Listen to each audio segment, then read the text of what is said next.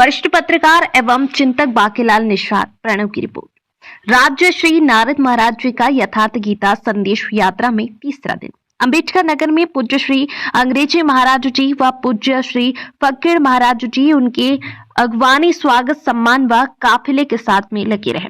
विश्व गुरु विश्व गौरव से सम्मानित यथार्थ गीता के प्रणेता तत्वद्रष्टा महापुरुष परमहंस स्वामी श्री अड़गड़ानंद जी महाराज के शिष्य पूज्य श्री नारद महाराज जी यथार्थ गीता संदेश यात्रा में तीसरे दिन आजमगढ़ स्थित श्री परमहंस आश्रम फतेहपुर पहुंचे।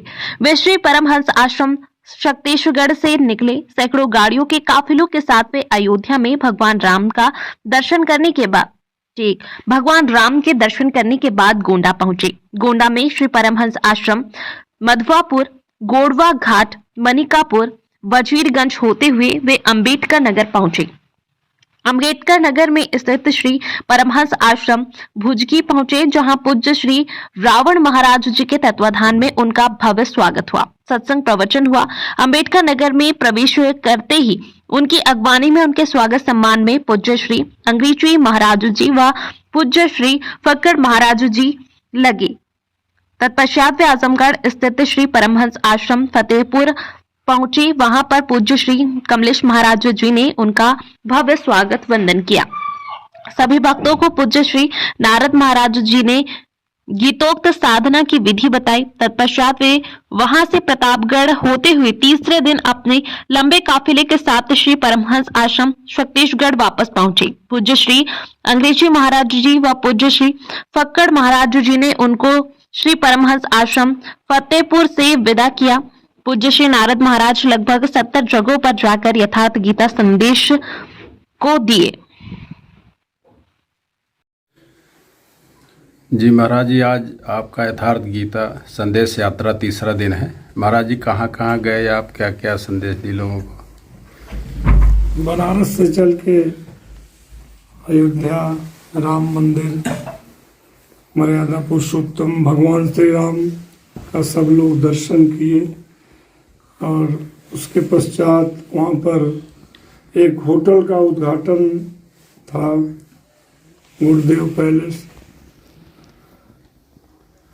और वहाँ से फिर वजीरगंज, मनकापुर आश्रम और सोनबरसा आश्रम, गुड़वा घाट आश्रम, वहाँ देखा कि तमाम भक्तों का अपार जनसमूह है। बहुत श्रद्धा से सब गुरु महाराज के द्वारा बताए गए यथार्थ गीता ज्ञान का चारों तरफ उपदेश चल रहा है।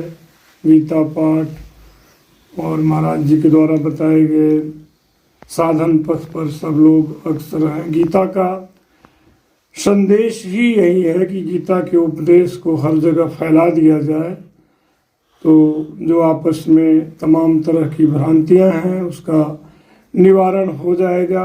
और गीता मानव जीवन का धर्म शास्त्र है और गीता का संदेश है कि कण कण में व्याप्त एकमात्र ईश्वर ही सत्य है, शाश्वत है, सनातन है।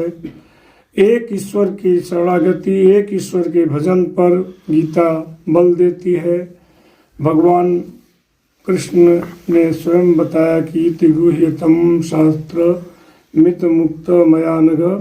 गीता स्वयं में पूर्ण शास्त्र है, बस गोपनीय से भी अति गोपनीय ज्ञान। अर्जुन, मैंने तेरे प्रति कहा है, इसी विधि के अनुसार विचार कर। हर महापुरुष एक ही सत्य को दोहराया है, चाहे बताने का तरीका अलग हो। ईश्वर, गॉड, अल्लाह, सब उस परमात्मा के पुकारने के नाम हैं। महाराज जी, स्वामी जी यथार्थ गीता ईश्वरीय आदेश से इन्होंने लिखा है। अनुसुईया से लेके चित्रकूट तक, जगतानंद आश्रम तक उन्होंने कठिन तपस्या के बाद लिखा है। उनके थोड़ा तपस्या के बारे में महाराज जी बताएं।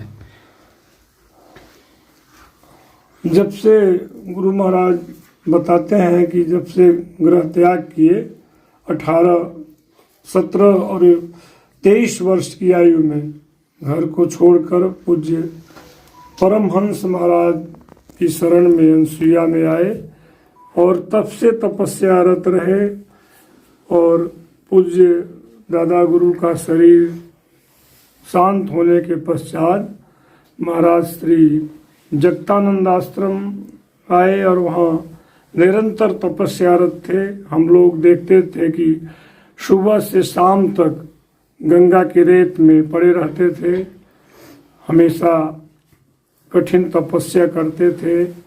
न कोई खाने का न पीने का कोई परवाह नहीं था, कुछ भी थोड़ा सा मट्ठा पी करके दिन बिता देते थे भजन में, तपस्या में। और उसी के बाद जगतानंद आश्रम में ही पूज्य गुरु महाराज सन 78 में गीता का अनुवाद किए और जो गीता सन 1983 में छपकर प्रकाश में आया और जनमानस में बहुत ही लोकप्रिय हुआ। आज भी लोग उससे लाभान्वित हो रहे हैं। पूरे विश्व में गीता बड़े ही आदर से के भाव से देख रहे हैं सब, और गीता के ज्ञान को हृदयंगम कर रहे हैं। और गीता के द्वारा बताए गए साधन पर चलकर ही मानव अपने परम लक्ष्य को प्राप्त कर सकता है। बोलो गुरुदेव भगवान की जय। ओम श्री सद्गुरुदेव भगवान की जय। गीतोक्त साधना महाराज 60 कट में थोड़ा सा बताएं, कैसे लोग भजन करें, जो नए साधक हैं, नए भक्त हैं, जुड़ रहे हैं, वो कैसे मतलब उसको। गीतोक्त साधन यही है कि भगवान श्री कृष्ण एकमात्र कर्म पर बल देते हैं।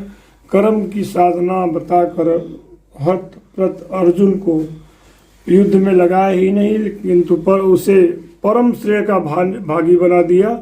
और कर्म क्या है? कर्म क्वा कर्म यत प्रीति कर्म मुरारे। कर्म ऐसा है कि जो हम उस साधन पथ को करें और हर पल उनका नाम, कर्म एक आराधना की ओर इंगित किया गया है। इसलिए हर मनुष्य को चाहिए कि वह गीता के ज्ञान को, गीता का ज्ञान यही है कि हम एक ईश्वर के चिंतन पर बल देती है गीता। और कर्म एक आराधना जेहि विधि रीझे राम, सो करता करनी करे पल पल पलटत नाम।